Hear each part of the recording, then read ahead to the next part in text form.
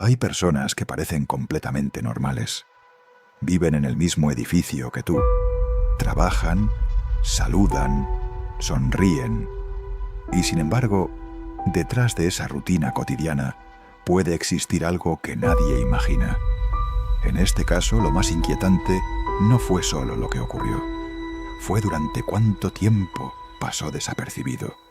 Esto es Mente Criminal.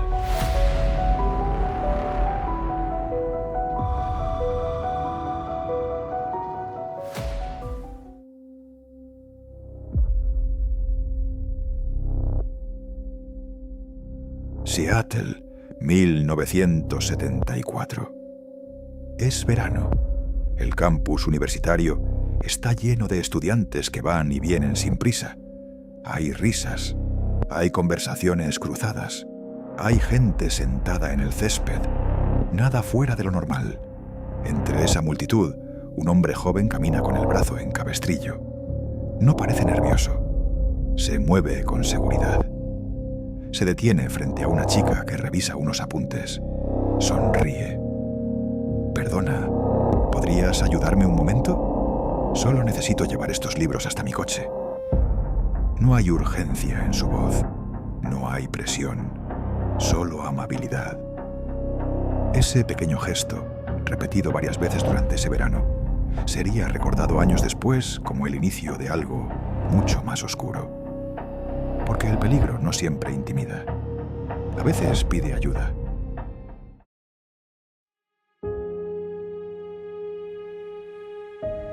Ted Bundy no era alguien que llamara la atención por rareza. La llamaba por carisma. Sabía mantener contacto visual. Sabía escuchar. Sabía adaptarse al tono de quien tenía enfrente. Estudiaba derecho.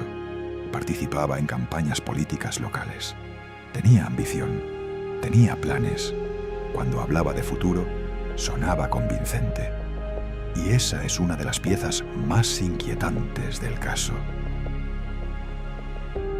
No necesitaba imponerse. Convencía. Durante meses comenzaron a registrarse desapariciones en distintos puntos del estado de Washington, después en Oregón, luego en Utah. Mujeres jóvenes, estudiantes, sin conexión aparente. Algunas habían sido vistas por última vez con un hombre atractivo que decía llamarse Ted. En aquel momento, ese detalle parecía insuficiente. Ted era un nombre común y nadie quería pensar que el chico educado del campus pudiera estar relacionado. En aquel momento, ese detalle parecía insuficiente. Ted era un nombre común y nadie quería pensar que el chico educado del campus pudiera estar relacionado.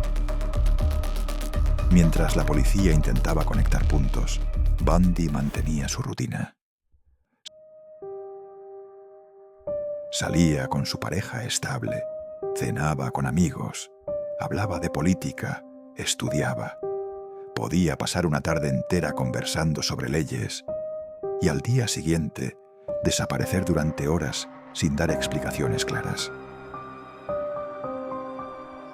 Lo más perturbador no era solo lo que hacía, era la naturalidad con la que volvía después a su vida social, como si existieran dos versiones perfectamente separadas y ninguna interfiriera con la otra.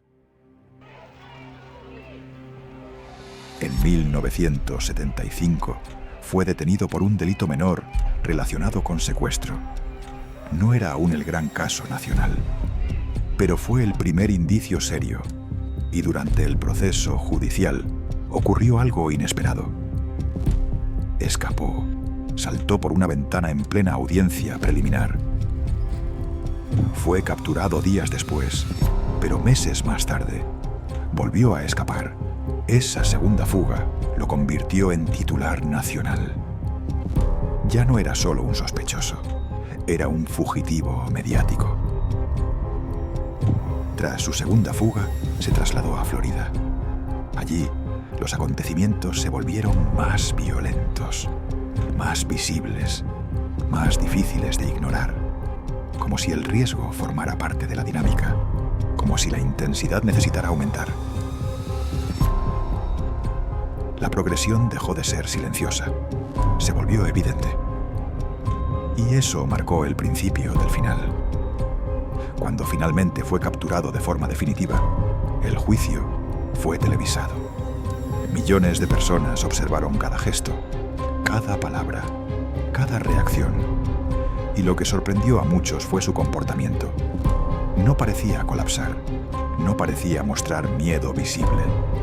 Sonreía en ocasiones, interrogaba a testigos, se representó a sí mismo ante el tribunal, como si el escenario fuera parte del control que siempre había buscado. Recibió cartas de admiradoras, propuestas de matrimonio. La figura del criminal se mezcló con la cultura mediática. El caso ya no era solo judicial, era espectáculo.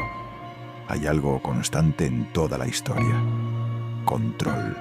Control en el acercamiento inicial. Control en la manipulación. Control en la fuga. Control en el juicio. Incluso en sus entrevistas finales, parecía medir cada palabra, como si la narrativa también fuera una herramienta. No todos los perfiles extremos actúan desde el caos. Algunos actúan desde la planificación, desde la compartimentación, desde la construcción cuidadosa de una imagen. En 1989 fue ejecutado en Florida. Afuera de la prisión hubo personas celebrando. Otros seguían intentando entender cómo alguien que parecía tan integrado pudo sostener esa doble realidad durante tanto tiempo. Más de 30 víctimas confirmadas, posiblemente más. Pero el número, aunque impactante, no es lo único que inquieta. Lo que inquieta es la fachada, la sonrisa, la conversación amable, la sensación de normalidad. Porque este caso deja una pregunta incómoda. ¿Realmente sabemos leer a las personas? ¿O solo vemos la versión que nos muestran? Tal vez el verdadero misterio no es cómo empezó, sino cuánto tiempo puede sostenerse una vida paralela sin que nadie note la fractura. ¿Qué opinas tú?